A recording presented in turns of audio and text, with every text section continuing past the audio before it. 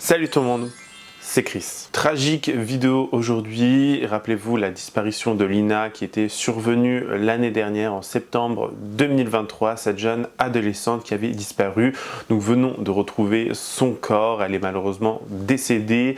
Sa disparition avait vraiment eu l'effet d'une bombe tout en France, tous les médias en parlaient, il y avait eu énormément de recherches, plein de personnes se questionnaient sur qui était le réel coupable. Nous allons essayer de débunker ensemble toutes les informations qu'on peut avoir à l'heure actuelle. Donc si vous êtes intéressé, continuez à regarder. Bien évidemment, n'hésitez surtout pas à vous abonner à la chaîne si vous aimez le contenu et si vous voulez soutenir la chaîne aussi. On parle de tout ici, hein, actualité, people, scandale, polémique, storytime, télé-réalité, vraiment de tout. Et n'hésitez pas à faire un tour sur la page Tipeee si vous souhaitez davantage soutenir la chaîne et tenter de remporter des cadeaux exclusivement réservés aux tipeurs et tipeuses. Merci beaucoup. Je tiens quand même à faire un petit disclaimer avant de commencer la vidéo. Certains mots, il n'y aura pas d'images bizarres, d'images graphiques, d'images qui peuvent heurter la sensibilité, mais certains mots peuvent peut-être vous un petit peu vous rendre mal à l'aise. Il faut quand même dire ce qu'il en est. Hein. On va parler de mort, malheureusement, on va parler de disparition. C'est pas une vidéo, j'ai envie de dire, c'est jamais les vidéos les plus faciles à faire, mais je tiens quand même à faire un petit disclaimer et surtout de rester courtois et respectueux dans les commentaires. On ne sait jamais qui peut voir cette vidéo, la famille, les amis, les proches, on ne sait jamais. Donc bien évidemment, restez respectueux à l'égard de toutes les personnes, bien évidemment, mais bon, je sais que vous êtes assez intelligent et réfléchi pour le savoir, donc on peut d'ores et déjà commencer la vidéo. Alors j'ai pris quand même pas mal de notes, donc j'ai beaucoup en lire également. C'est aussi une forme pour moi de respect et pour éviter tout malentendu, éviter toute erreur éviter toutes les erreurs, etc. Donc ne m'en voulez pas si je regarde un petit peu mon téléphone de temps en temps. Je vais rapidement dans un premier temps revenir sur les faits. Donc Lina qui a disparu en septembre 2023 en Alsace. Elle devait se rendre à la gare pour prendre le train et rejoindre son petit ami à Strasbourg. Elle n'y est jamais arrivée. Elle devait emprunter des petits chemins de campagne. Vous savez, les petits chemins où il n'y a pas beaucoup d'espace. Je reviens sur ça à chaque fois, mais je vous dis, moi qui viens de la campagne, moi qui viens de ce genre d'endroit, il connaît très bien ce genre d'endroit, je trouve ça ahurissant, aberrant de me dire qu'une mère a pu laisser, et c'est pas pour blâmer la mère bien évidemment, mais d'avoir laissé son enfant, sa jeune ado quand même, hein, faire tout ce chemin. Il y en avait presque pour 1 heure de marche, je crois, environ. On sait que son téléphone a arrêté de borner en fin de matinée, il a été coupé.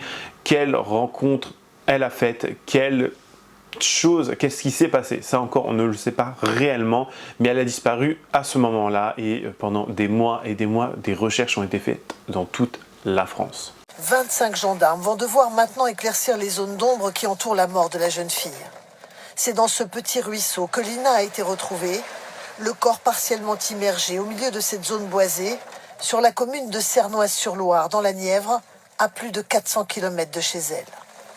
L'autopsie et les expertises médico-légales devraient permettre de déterminer les causes exactes de la mort et définir à quel moment elle a été tuée et depuis quand son corps gisait dans ce ruisseau. Le seul suspect identifié, Samuel Gonin, s'est suicidé juillet dernier. C'est dans le coffre de sa voiture, sur des cordelettes et sur le siège arrière que l'ADN de Lina avait été retrouvé. Est-il le seul responsable de l'enlèvement et du meurtre de l'adolescente? C'est une des questions soulevées par les gendarmes. Est-ce que c'était un solitaire? Est-ce qu'il a eu des amis dans l'ombre? S'il y a eu des complices, bon ça on va pouvoir le définir par l'ADN. Ou alors des gens qui ont vu quelque chose, qui vont pouvoir parler. Parce que c'est toujours pareil, à un moment donné, les gens parlent. On a beau dire ce qu'on veut, hein, avec le temps, les langues se délient. À Plaine, dans le Bas-Rhin, là où vivait Lina, les derniers espoirs sont aujourd'hui balayés. Les habitants sont bouleversés, en particulier le plus proche voisin de la jeune fille, le dernier à l'avoir vue vivante quelques minutes seulement avant sa disparition. J'ai eu du mal à m'endormir parce que vous repassez ça en tête et effectivement, vous repassez les images du moment de ce samedi. Il a croisé sa route quelques minutes seulement avant qu'elle ne soit enlevée. À l'annonce de sa mort, il ne peut s'empêcher de ressasser cette journée. De sentiment de ne pas être arrivé au bon moment, au bon endroit, parce que c'est vrai que j'aurais peut-être pu éviter cette disparition. Dans un communiqué, la mère de Lina fait part de sa douleur immense. 13 mois après la disparition de sa fille, le temps est désormais au recueillement. On a un voisin proche des lieux de la disparition, de l'accident. Des personnes ont vu beaucoup de véhicules, mais il y a également beaucoup de vidéos de caméras surveillance. On a un voisin qui a une caméra qui donne directement sur la route. Et voici ce que le procureur Alexandre Chevrier avait à dire vis-à-vis de ces vidéosurveillances. Les images de la vidéosurveillance le jour de la disparition ont permis de recenser 13 marques de véhicules différents, soit un total de 260 véhicules. Il a fallu envoyer les images de cette vidéosurveillance au laboratoire de l'IRCGN pour les améliorer et pouvoir les exploiter. C'est ce qu'il avait dit le 19 décembre dernier. Et pour ceux qui ne savent pas ce qu'est la IRCGN, c'est l'Institut de recherche criminelle et de la gendarmerie nationale. Donc c'est un travail considérable qui demande beaucoup de temps, beaucoup de patience et de minutie également. Et il y a une volonté aussi de vouloir aller vite parce que encore à ce moment-là, on ne savait pas où était Lina, on ne savait pas si elle était encore en vie ou non. Et il y avait cette volonté vraiment, je pense, de la retrouver, de faire au plus vite, mais en même temps, on ne peut pas bâcler le travail, on ne peut pas aller plus vite que la lumière, que la musique, etc. Il y avait vraiment, je pense, volonté de la retrouver. Mais imaginez, vous faites une simple petite erreur, des fois il faudrait tout recommencer à zéro. Donc c'est un travail vraiment considérable qui demande du temps et vraiment de la patience. Et on peut comprendre aussi le stress parce qu'on veut on veut apporter une bonne nouvelle à la famille. On a retrouvé votre enfant, on a retrouvé telle et telle personne, etc. Je comprends et on peut aussi voir à quel point derrière les caméras, derrière les rideaux en backstage, si vous voulez, on se doute pas une seule seconde de tout ce travail considérable qui doit être fait. Et je pense qu'il faut vraiment qu'on commence à prendre conscience de ça, même si on peut très souvent taper sur la gendarmerie, la police, parce que des fois des enquêtes sont bâclées, on l'a vu dans d'autres vidéos, on l'a vu avec d'autres affaires criminelles, il y a des histoires qui peuvent être bâclées, il faut le dire quand même, mais il faut aussi reconnaître qu'ils font un travail quand même qui demande du temps, de l'expertise et surtout du professionnalisme. Donc rien que pour ça, bravo. On avait eu un petit rebondissement dans l'affaire le 26 juillet. On avait retrouvé l'ADN de Lina sur des cordes à l'intérieur d'une Ford Puma. Cette même voiture, cette Ford Puma, avait été volée en Allemagne. Voici ce que le même procureur avait à dire. C'est un élément qui tend à démontrer qu'à un moment ou à un autre, Lina a été ligotée. Le véhicule du coup qui a été volé en Allemagne en août 2023 a été saisi 5 mois plus tard à Narbonne. À la suite d'un refus d'obtempérer du conducteur, un quadragénaire qui se prénomme Samuel Gonin. Et le principal suspect de cette affaire est nul autre que ce fameux Samuel Gonin, père de 2 enfants qui s'est qui s'est suicidé. Qui a décidé d'en arrêter là. Il avait même laissé une lettre pour ses enfants, mais dans cette lettre, il n'évoque à aucun moment Lina. C'était une personne qui avait eu de la prison avec sursis et qui a également eu besoin d'aller consulter pour des troubles, pour des problèmes psychologiques si vous voulez, et ça a beaucoup fait parler. Beaucoup de personnes étaient choquées, beaucoup de personnes étaient en mode mais quel lâche, vraiment quel lâche. Alors on ne sait pas si c'est réellement lui et je pense qu'on ne le saura malheureusement jamais. Et dans cette fameuse voiture qui avait été retrouvée avec son ADN de la jeune fille à l'intérieur, on a retrouvé d'autres éléments. Il y avait également des couteaux, mais ces fameux couteaux n'avaient aucun sang dessus, ils n'ont pas été utilisés. L'ADN a également été retrouvé dans la voiture, l'ADN de Lina bien évidemment, et beaucoup de personnes commencent à se dire il s'est passé quelque chose, mais est-ce qu'on va la retrouver? Et c'était qu'en juillet, vous voyez, c'était il y a pas si longtemps que ça, et beaucoup de personnes tenter et penser qu'elle était encore en vie et avait espoir, et je peux totalement le comprendre. Samuel Gonin, c'est la dernière activité qu'on lui connaît, c'est donc professeur de menuiserie dans un lycée professionnel à Besançon. Jusqu'au mois de juin 2023, c'est un père de famille de 2 enfants qui vit séparé et qui mène une vie qu'on pourrait qualifier de banal. On sait juste que début juin, il cesse de prendre un traitement qu'il a pour des soucis psychiatriques ou de bipolarité, je parle sous le contrôle de Joanna Rosenblum, et Et donc à ce moment-là, il cesse de venir au lycée, il disparaît pendant 15 jours, il vole de l'argent à la compagne qu'il a à ce moment-là, il revient fin juin, et puis pendant cet été 2023, il va avoir besoin d'argent, donc il vole de l'argent à sa compagne, il vole de l'argent à une vieille dame dans la rue en lui arrachant son sac à main, il braque une supérette, il vole ce fameux véhicule Ford Puma sur un parking de supermarché de manière un petit peu violente, il arrache la clé en fait au propriétaire du véhicule sur un parking, ensuite par 2 fois il va voler de l'essence. La dernière fois, il le fait le 21 septembre 2023. Et 2 jours après, le véhicule est donc repéré là où Lina a disparu. Johanna, on a l'impression de quelqu'un qui bascule, qui s'enfonce. Oui. Avec ce Samuel Gonin. Vie, j'allais dire, rangée, père de 2 enfants, avec un métier, et qui, à un moment donné, il y a quelque chose qui bascule. C'est quand même un homme qui a été hospitalisé par 3 fois dans les années qui ont précédé son acte mortifère de juillet dernier dans un service de psychiatrie à l'hôpital. Donc il y a un dossier médical, il y avait certainement un traitement. Par moments, on entend parler de troubles bipolaires, d'autres moments, troubles de la personnalité borderline. Donc il avait certainement un traitement qu'il a cessé de prendre. Donc on parle de rupture de traitement. Si à cela, on associe une consommation de substances neurotoxiques, de la drogue, du cannabis, de l'alcool, puis une grande détresse parce qu'il était en séparation. Tout ça associé à son trouble psychique, ça a pu créer vraiment un effet rebond, une flambée des symptômes avec de l'impulsivité, de la colère, une grande instabilité comportementale qui a pu le conduire après à cet acte mortifère. Avec une question quand même, que faisait-il à Plaine, dans cette zone-là, ce jour-là? La question avait été posée au procureur de Strasbourg il y a quelques semaines. Écoutez sa réponse. L'angle mort, hein, le point noir, là, c'est qu'est-ce qu'il est venu faire là? Quand on repère les lieux départementaux, c'est vraiment pas un axe de passage, quoi. Alors,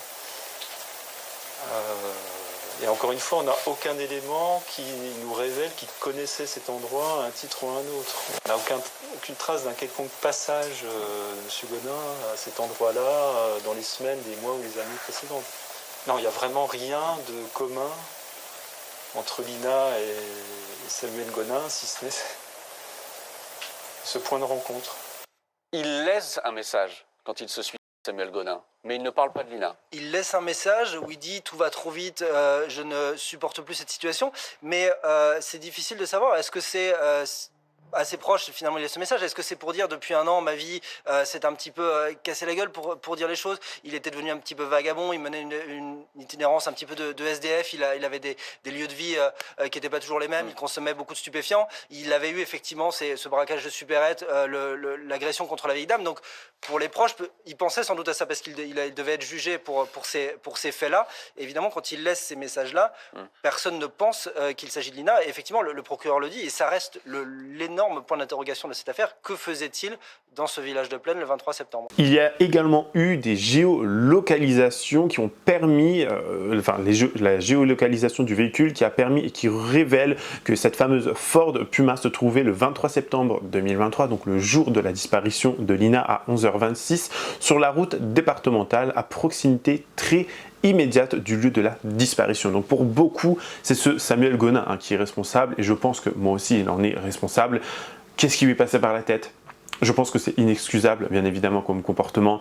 Je pense qu'on ne sait jamais ce qui se passe dans la tête des personnes comme ça, mais j'ose même pas imaginer ce que cette jeune fille a dû ressentir à côté de ce quadragénaire, ce mec de 43 ans. Qu'est-ce que tu ressens? Comment tu es? J'ose même pas imaginer. Et c'est tellement affreux, c'est tellement d'une tristesse, vraiment. On est avec le général François Daoust, ancien directeur de l'Institut de recherche criminelle de la gendarmerie, l'IRCGN, qui a joué un rôle capital dans cette enquête. Bonjour et merci d'être avec nous. Dominique Rizet, consultant police-justice de BFM TV, nous a rejoint. Bonjour Dominique, merci d'être là. Et puis Marie Gentric est dans la Nièvre, près de Nevers, ce matin, là où le corps de Lina a donc été découvert hier. C'est le procureur de Strasbourg qui l'a annoncé dans un communiqué en toute fin de journée. Marie, le corps a été retrouvé immergé en fait dans une rivière en bas d'un talus. À quoi ressemble la zone de la découverte d'abord, Marie? Oui, c'est ça. C'est une zone boisée, une zone isolée. Comme vous l'avez dit, hein, le corps a été retrouvé immergé dans un cours d'eau en contrebas d'un talus. En fait, ce qui est assez saisissant, c'est qu'on est ici donc dans la région de Nevers. On est à quasiment 500 km de l'endroit où avait disparu Lina il y a plus d'1 an maintenant, dans la commune de Plaine en Alsace. Ce qui est très intéressant, Dominique Rizet, c'est évidemment de retracer le parcours des enquêteurs, cette voiture donc, dont on connaît l'évolution juste après le Lina, dans le département de la Haute-Saône notamment, puis dans le département de la Nièvre, l'Alsace d'abord. Comment l'ont-ils tracé? Eh bien, ils l'ont tracé parce que la voiture, votre voiture, est un objet connecté. Depuis 2012, l'Europe impose d'avoir des voitures connectées. Donc ça veut dire que cette voiture, elle laisse des traces partout où elle passe, exactement comme votre téléphone portable. Elle a une adresse IMEI. Donc, les gens... Comment ? Elle borne exactement comme un téléphone. Vous pourriez ne pas avoir de téléphone. Il aurait pu ne pas avoir de téléphone portable, on s'en fiche. C'est sa voiture qui a borné. Donc la voiture de Samuel Gonin, donc on se dit tiens, cette voiture, elle est dans l'environnement, dans le secteur où disparaît Lina. On s'intéresse à son parcours, on détermine son parcours, et à un moment, on voit qu'elle s'arrête. C'est bien ça? Absolument, parce qu'en fait, le numéro IMEI, la voiture connectée, elle donne des événements réseau. Les enquêteurs demandent aux opérateurs l'histoire de cette voiture et les événements réseau, ce sont les moments où elle passe d'une borne à une autre. Et ensuite, on sait exactement où elle s'est arrêtée. On a tellement d'informations sur une voiture, souvenez-vous que dans l'affaire Daval, on sait que dans la nuit, Jonathan Daval était descendu dans son parking, dans son garage, avait ouvert les portières de sa voiture 4 fois dans la nuit. Ça, la voiture l'avait dit aux enquêteurs, ça s'appelle des événements réseau. Mais cette voiture, elle est donc géolocalisée dans la Nièvre au lendemain de la disparition de Lina. Bien sûr, et les enquêteurs le savent assez rapidement. En fait, ils ne le savent pas le lendemain, ils le savent quand les opérateurs vont leur dire, voilà, on a fait le boulot, on a sorti tous les événements réseau et on vous les envoie. À partir de ce moment-là, les gendarmes ont tout. Il est même passé dans le Morvan. On a beaucoup de... Imaginez, et il s'est arrêté dans plusieurs endroits, imaginez le boulot que ça a donné aux gendarmes pour aller partout vérifier. Et je crois qu'il faut souligner le travail extraordinaire de l'IRCGN, l'Institut de recherche criminelle de la gendarmerie nationale, dont vous êtes l'ancien patron, François Daoust.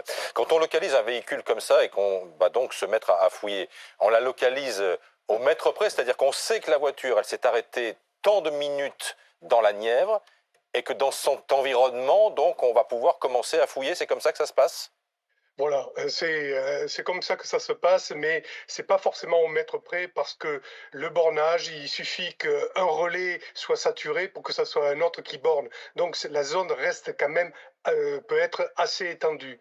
Et pour compléter ce que disait Dominique par rapport aux données, il faut savoir que les opérateurs donnent les données de façon brute. Ce sont les experts qui vont les classer et les reporter sur une carte pour que les enquêteurs et les magistrats puissent refaire le parcours et un parcours horodaté. Donc on voit bien que ça a été un travail de titan des experts en numérique et pour l'ADN aussi a été utilisé ce qu'on appelle l'ADN rapide. Dès que le corps a été découvert, le prélèvement fait, 2 heures après, il y avait les résultats. Oui, on a su dès hier soir que le corps retrouvé hier était celui de Lina. C'est ce travail de fourmi qui a permis aux enquêteurs d'arriver jusqu'à ce corps découvert dans l'eau. C'est quand même un miracle d'avoir réussi à retrouver le corps 1 an après, non, Général Daoust ? Alors, c'est toujours difficile. On a un certain nombre d'affaires qui sont encore ouvertes, ou même si d'autres sont closes, où on n'a pas trouvé le corps. Et c'est, comme vous le disiez, je ne parlerai pas de miracle, mais pour l'enquête, c'est quelque chose de très important de retrouver un corps parce que ça va apporter d'autres réponses. Il va y avoir un autre aspect scientifique qui va être développé maintenant, c'est celui du temps médico-légal complété par les spécialistes en microalgues pour savoir si le corps a été mis un petit peu en amont ou s'il a bougé, est-ce que Lina a été noyée ou est-ce qu'elle a été avant. Justement, Général Daoust, ça c'est très intéressant, parce que est-ce que compte tenu, on imagine l'état du corps au bout d'1 an, évidemment il ne reste pas grand-chose d'un corps au bout d'1 an dans la nature. Est-ce qu'on va pouvoir, grâce à la médecine légale, déterminer comment Lina a été Et si elle a Alors subi des même violences? dans la nature, parfois, on a un ralentissement de la décomposition des corps. Je vous citerai un exemple.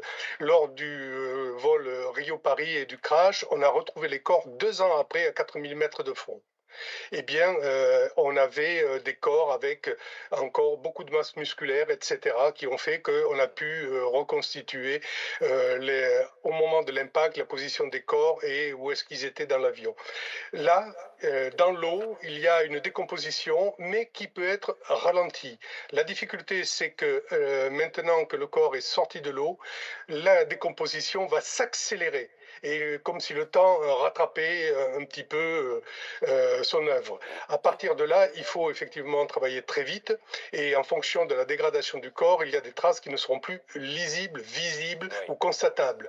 Et les médecins légistes, en revanche, pourront s'arrêter sur si elle a été étranglée, on va avoir des fractures au niveau du larynx, si elle a reçu des coups de couteau sur les os ou voire sur les parties encore de chair, s'il y a eu des pénétrations d'os. Il y a encore beaucoup de choses à faire et vraiment là, les enquêteurs et les magistrats attendent ces résultats pour avoir non seulement une chronologie des faits, mais aussi une recherche des causes de la mort, c'est-à-dire qu'est-ce qui s'est réellement passé dans les derniers instants de Lina. Parce que Dominique, il n'y aura pas de procès.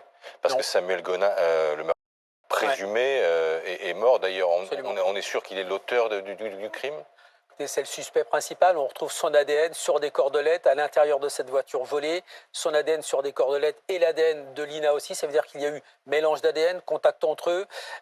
Très possiblement, c'est lui qui a tenu ces cordelettes qui ont sans doute servi à immobiliser Lina. Donc il est plus qu'un suspect. Jamais entendu par les enquêteurs. Toujours d'après le procureur Alexandre Chevrier, on a Samuel Gonin qui a tout fait pour se montrer indétectable. Il n'a utilisé aucune ligne téléphonique entre août et décembre 2023. C'est énorme. Il a pris soin de désactiver le GPS de la voiture, ce qui a rendu les techniques traditionnelles d'analyse inopérantes. Donc je vous laisse imaginer à quel point ça a été très compliqué pour chaque enquêteur de faire toute cette analyse de géolocalisation avec cette voiture où il n'y avait rien. C'était vraiment comme si Internet, les GPS, etc., ça n'existait pas. On revenait des années, des décennies en arrière. C'était très compliqué. Fin du mystère, un peu plus d'1 an après la disparition de Lina. Le corps de la jeune fille de 15 ans a été retrouvé dans le département de la Nièvre, près de Nevers. Son corps gisait dans un cours d'eau situé en contrebas d'une zone boisée. Les analyses ADN ont permis de confirmer qu'il s'agissait bien de l'adolescente. Ses proches et ses amis sont sous le choc. On vient d'apprendre. Très triste. Là, on est achevé, quoi. Nous, on avait toujours espoir, mais là, on est pas de mots, quoi. Moi, j'ai mes enfants, déjà, les 2 qui pleurent, hein, quand ils ont appris la nouvelle. Et c'est dur, c'est très dur. Lina avait disparu le 23 septembre 2023 sur cette route.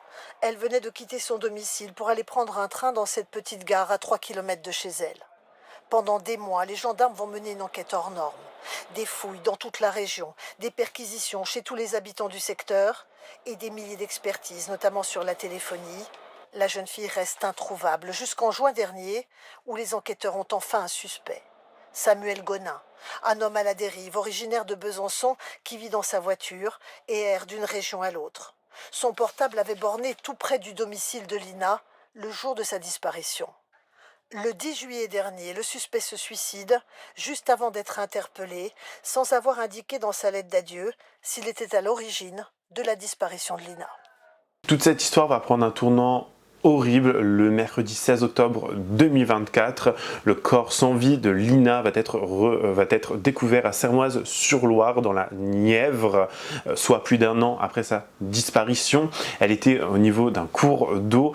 C'est un endroit, pour beaucoup et pas mal de personnes le disent, qui est jamais visité. Il y a très peu de personnes qui y vont. On sait pertinemment que le véhicule, ce fameux véhicule qui a été abandonné non loin de là, et les expertises et les recherches prennent du temps. On est dans une zone boisée, dans une zone reculée, donc forcément ça allait prendre beaucoup de temps. Et j'ai vu des gens critiquer ça, dire mais pourquoi ils n'ont pas été plus vite, pourquoi ils n'ont pas cherché ci, pourquoi ça. Au bout d'un moment, il faut se rendre compte que une scène comme ça, une scène de crime, une scène, peu importe, lorsqu'il y a un accident, il ne faut rien bouger, il ne faut rien toucher, il faut faire attention où tu mets les pieds, ce que tu touches, ce que tu retournes, parce que tu peux corrompre la scène, tu peux faire en sorte qu'une analyse, qu'une enquête soit totalement bâclée parce que tu as mal pris une photo, parce que tu as retourné tel truc, tu as fait ci, tu as fait ça, tu as mal quadrillé, vous voyez. Donc c'est un travail minutieux et je pense qu'on ne se rend même pas compte, même si on s'en rend compte là en se disant c'est minutieux, on ne se rend pas compte à quel point faut faire